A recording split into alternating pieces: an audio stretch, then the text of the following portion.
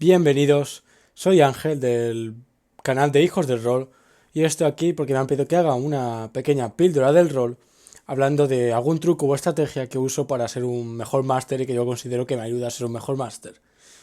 Y bien, de lo que voy a hablar hoy es de algo que a mí me resulta de gran ayuda y que aunque todavía estoy lejos de dominar, el mero hecho de intentar incluirlo en mis partidas ha hecho que yo creo, al menos, que ha hecho que mejore mucho como máster y espero que a vosotros también os resulte de mucha ayuda y estoy seguro de que os ayudará mucho a la hora de crear vuestras historias. ¿Y de qué se trata? Pues bien, es de incluir las creaciones de vuestros personajes, de vuestros jugadores, las ideas de vuestros jugadores dentro de la narración de la historia. Más allá de lo que normalmente el juego nos dice que lo hagamos, aunque hay algunos juegos que ya en las propias mecánicas lo incluyen en el juego en sí. Pues bien, ¿por qué nos puede resultar útil incluir las ideas de los jugadores en la historia? Lo primero, porque los másteres no somos máquinas infalibles de crear historias que nunca se cansan y que nunca tienen un día malo. Tenemos días más inspirados y días menos inspirados. Y hay veces que tenemos tiempo para preparar una partida, todo lo que necesitamos, y otras que no tenemos ningún tiempo y tenemos que improvisarlo. O hay veces que simplemente pues queremos improvisarlo y, y nos vendría bien pues un poco de ayuda y para eso pues podemos usar a los jugadores que no son simplemente elementos pasivos que se dedican a recibir nuestras historias, sino que los jugadores nos dejan de ser personas creativas que han elegido dedicar una gran cantidad de su tiempo a implicarse en la historia que tú estás creando. Y eso es algo que deberíamos aprovechar, esa creatividad y esa implicación deberíamos aprovecharla y usarla como fuente de historias, de creación de historias y de originalidad y aprovecharla al máximo.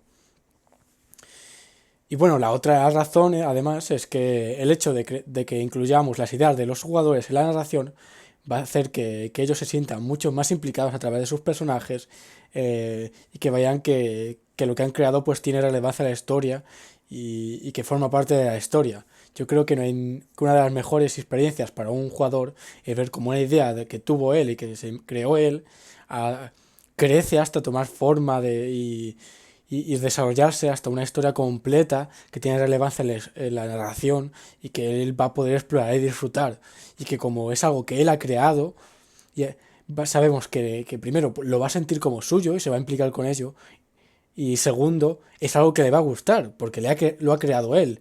Evidentemente no se inventaría nada que no le pareciera interesante o que le pareciera aburrido. Va a ser cosas que a ellos le gustan.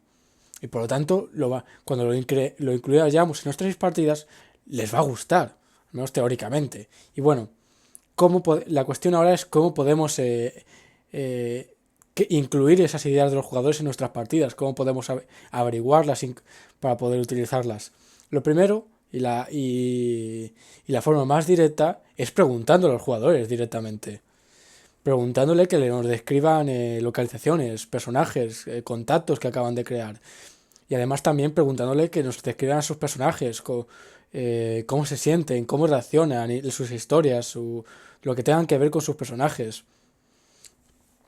Cualquier elemento de la trama que pueda ser relevante para el personaje, puede ser una buena idea pedirle al jugador que lo describa él, que lo cree él. Por ejemplo, si estamos en una partida de fantasía y uno de los jugadores de nuestro grupo tiene un personaje que es parte de la nobleza y pues todo nuestro grupo va a visitar el castillo de su padre, el señor noble, el cual por alguna razón que no conocemos no le ha ido a visitar hasta ahora durante mucho tiempo, pues podemos primeramente pedirle que nos describa el castillo y cómo es, cómo son las gentes de su tierra, cómo se comportan, cómo se visten. Y segundo, pues cuando se encuentre por primera vez con su padre, podemos preguntarle cómo se siente, que por qué razón no dejó el castillo, por qué no ha vuelto en tanto tiempo. Eh, Podemos pedirle que nos describa una escena en la que veamos cómo fue su marcha o la última vez que vio a su padre, etcétera, etcétera. Y eso puede incluir elementos de la acción. Quizás él se marchó porque su madre murió asesinada y su padre le culpaba de ello. Y eso podía ser la semilla para una investigación buscando el asesino de su madre, en la que todo el grupo se implique, o cualquier otra cosa que se le ocurra. Y cuando lo describa y lo cree, él va a sentir que eso es parte de su historia y que realmente él se va a sentir implicado y entusiasmado explorando esa historia y esa narración. Y bueno, digamos, podemos preguntarle eso, pero podemos preguntarle cualquier cosa, toda clase de preguntas que nos se ocurran y que puedan ser interesantes, que los jugadores nos describan, lo podemos hacer. ¿Por qué, por qué usas ese arma? ¿Por qué no nunca das propina a los camareros? Cualquier cosa que hagan los jugadores les podemos preguntar sus razones, sus motivaciones, sus historias, que creen escenas, que nos describan historias de su pasado, etcétera, etcétera, etcétera, que vayan construyendo historias a través de lo que nosotros les preguntamos y nosotros con lo que nos respondan podemos eh, construir historias sobre ello y desarrollarlo y usar esas semillas de narración para crear historias más complejas. Y bueno, esa es la forma más directa, la más indirecta, pero también muy útil, es utilizando y examinando las elecciones que hagan los jugadores a través de sus personajes. Cuando un jugador elige para su personaje cosas como el tipo de... la clase de personaje, la raza, el origen, la nacionalidad, cualquier cosa, cualquier elección, eso ya nos están diciendo cosas que les interesan.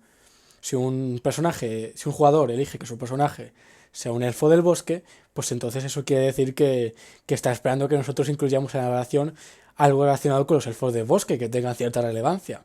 Si no, no se lo cogería. Y no solo pueden ser cosas como esa, pueden ser también cosas como